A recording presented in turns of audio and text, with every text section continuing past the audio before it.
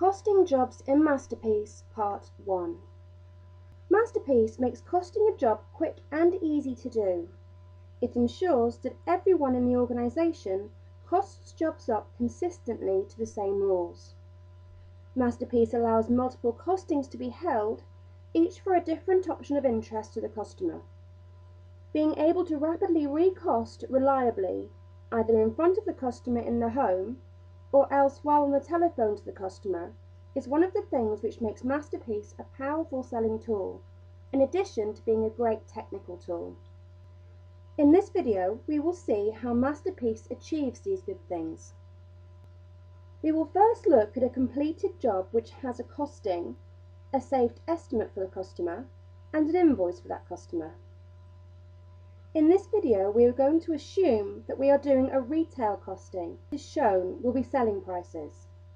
MasterPiece also provides extensive facilities for commercial and contract costings, so if that's your interest, then please request further information.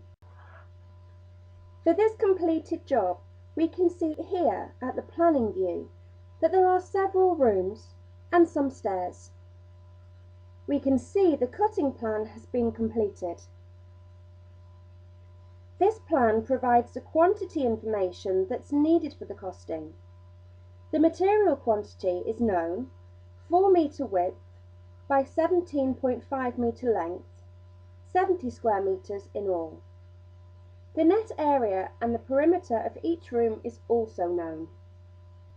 If we move on to the accessories and costing view by clicking here, we see our completed costing here at the cost breakdown. This shows all the charge items with blue shadings for each category. Materials are in the deepest blue here, physical accessories are in the mid blue, and labour charges in the light blue. This is the screen you can show to the customer so that they can see how the cost is made up and what the total is. The cost breakdown is like blackboard and chalk. It shows our current workings. Once we have a costing that we want to save, or we wish to print an estimate for the customer, then we can save it. And when saved, we see it at the customer details view here. In fact, this job, we can see there are two saved estimates, here and here. We can look at the details of a saved estimate by using this preview button here. This shows only the information for the customer. If you want to see all the information, then you use the internal costing by clicking on this preview button here. This is in a similar format to the estimate, but we call it the internal costing because we see it but the customer does not. We can see that this purple saved estimate is an accepted estimate, and this one is another estimate which was saved but not accepted. If we return now to the accessories and costing view by clicking here, we are back at the cost breakdown. The cost breakdown is built up from these preceding tabs, which the user visits to enter items which make up the costing. You can see here at the Materials tab the particular carpet has been selected and so its cost is known. Here at the Accessories tab there are columns for the various types of accessory and each room appears on a different row. So you can see that this room has had the Cloud 9 Nimbus underlay selected and the rest have had this Cloud 9 Cirrus selected. Here at the Additional Services tab, you can select for each room whether furniture is to be removed by the fitter and who will do the uplift and dispose. The estimator usually moves from left to right along these tabs. The selections made on these tabs build up to the cost breakdown here.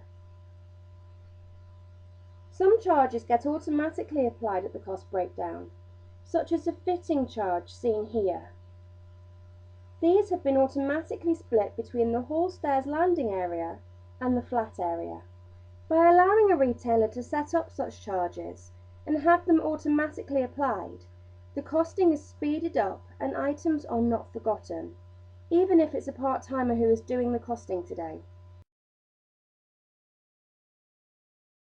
We will now do a costing from scratch to illustrate how to build up a costing.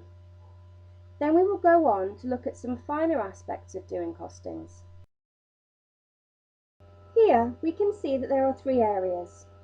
Some carpeted rooms and stairs, here in grey, a couple of vinyl rooms, and a conservatory in wood, where the wood room has been given a lay direction arrow. An all-up estimate for all three areas will be created, and within this, the price for each individual area will be visible. You can see that there is a doorway between the hall and the dining room here. We can choose the type of door bar that will go between these rooms by clicking on the doorway and selecting to choose door bars thus. By selecting a door bar here at the floor plan, it will automatically get included in the costing. The list presented has the door bars which have been set up in the accessories library, so this list can be made appropriate to your particular organisation. The most common door bar types are presented by default, but you can alternatively select to see a particular type, such as a Z plate or other connectors thus. Or you can choose to have longer length door bars listed thus. You can tell the system that the doorway is wider than normal here, and it will then automatically list longer door bars to suit. You can select to say that no connector is needed, or you can select to have the existing door bar reused. Or you can delay your selection by saying that the connector is not yet defined. However, we are going to select to have a cover plate. We're going to select to have it in aluminium and of standard length to cover this normal width doorway. And now, having made our selection, we say OK, use this connector. And we now see that the graphic shows our choice in abbreviated text here.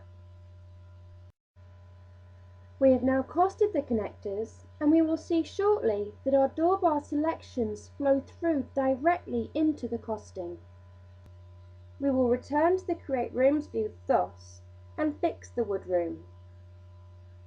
Because it's wood, the system asks us what percentage allowance to use, and we will confirm that this is 10%. This is distinct from the 10 centimetre allowance that an estimator typically uses on carpet and vinyl rooms. We will now progress to the planning view and select to have the carpet ordered in 2 cuts by using a split roll operation thus. Notice that the system is doing order length rounding. In this case, it has automatically rounded up each planned length to the nearest 10 centimetres, because that is the agreement with the carpet supplier. Order length rounding doesn't have to be configured in, but for most retailers this is really useful because it gets the order length correct and avoids the retailer losing margin. Notice that it's advisable to split the roll into the desired cuts before we cost, because the material quantity to be ordered will vary slightly depending on how many cuts will be ordered. We will assume a plan in a 5 metre width carpet has also been saved, as shown here, to give the customer the choice of avoiding a seam but paying for additional carpet because the plan is a bit more wasteful in the 5 metre width.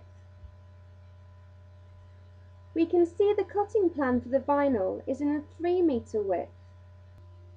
The wood room needs no cutting plan, so if we select the wood area, we just see the room itself. With the plans complete, the system knows the quantity information that will be used in the costing. So we will now progress to the accessories and costing view by clicking on the View menu thus. We arrive at the Materials tab of the Accessories and Costings view. Here we can see our 2 cuts of carpet are shown in these 2 rows. In this case, we see that we haven't chosen a specific material yet. The Select from Library button is green, inviting us to select the material. So we do this, and see a listing of the various carpets held in the material library. We could select the material we want by selecting to list carpets just from a particular supplier. But generally we put in the first few letters of the range name and click on Find thus. We now see all materials which begin with these letters and get a listing as follows. We can refine this list if necessary by putting in the first few letters of the colour thus. We select the item we want and click on OK. Notice that for a retailer who doesn't have every material in the library, that there is a facility for doing a manual entry where we would type in the name and colour of the carpet and say what widths it's available in. Having selected the specific carpet, we can immediately see the unit price here and the overall price of the carpet material here, which is £1,264.40. All prices shown are selling prices, and given that we are in the UK, these retail selling prices are inclusive of VAT. The cost price of the carpet is not visible at these screens because this is not something we would want the customer to see. Notice that we can choose here which plan to use for the costing. Currently we have the 4-metre plan assumed. If we select instead to use the 5-metre plan, thus, we can see that the price is £1,566, a bit more than the £1,264.40 we had for the 4-metre plan. Notice that if we select a carpet which is only available in 4 metres, such as this one here, then we don't get the option of choosing the 5-metre width plan because that would be nonsense. So if you find the plan you want to use is not available to select, you first go and select a material which is in the width you want to be available. You can see this one is available in both 4 metres and 5 metres. So once we've selected it, we see that we can choose to use either the 4-metre or the 5-metre plan. The guide green here is indicating that we should click here, and that is because we also need to cost the vinyl area and the wood area. So we select the vinyl area and we select from library as before. Notice that the listing we see contains only vinyls because the system knows that we are selecting for a vinyl area. Notice also that if we try to select a vinyl which is not available in the 3-metre width we used for the plan, then the system will not allow the selection, thus. If we get this message, we either need to select a different vinyl or else go back and replan in a different width. The guide green indicates we are still not yet complete and we should now be selecting the wood or laminate material for the conservatory. We click on the green Add or Replace Material, and this time we get a list of woods and laminates. Woods and laminates typically come in packs, and when we make a selection, the system will automatically assume a whole number of packs. We can see the pack size for any particular wood here.